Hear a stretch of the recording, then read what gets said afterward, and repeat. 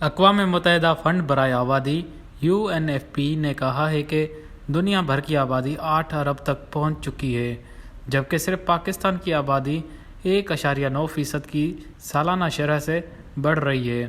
Media report کے مطابق اقوام متحدہ نے کہا کہ اس وقت پاکستان میں شرح پیدائش 3.6% ہے۔ اقوام متحدہ فنڈ برائے آبادی کی جانب سے جاری بیان میں بتایا گیا کہ پاکستان ان 8 ممالک میں شمار ہوتا ہے جو 2050 تک دنیا کی متوقع آبادی کا لگ بھگ نصف ہوں گے۔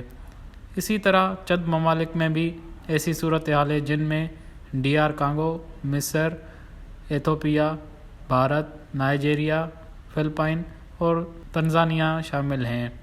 UNFPA کے مطابق دنیا بھر میں سال 2011 میں 7 ارب آبادی تھی جو اب سال 2022 میں 8 ارب تک پہنچ چکی ہے۔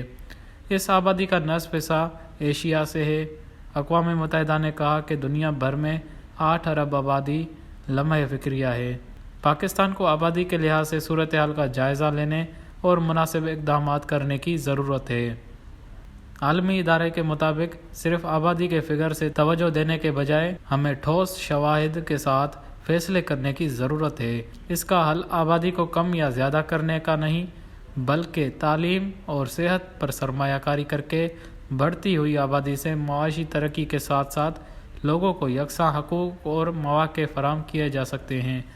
پاکستان میں اقوام متحدہ فنڈ برائے آبادی کی نمائندہ ڈاکٹر لوئے شبانہ کا کہنا ہے کہ خدمت، وکالت اور سماجی اصول کے ساتھ خاندانی منصوبہ بندی کی مہم کے ذریعے معاشی ترقی حاصل کر سکتے ہیں اور قدرتی وسائل کے ذریعے اسی طویل عرصے تک برقرار رکھا جا سکتا ہے۔ وش نیوز، کراچی۔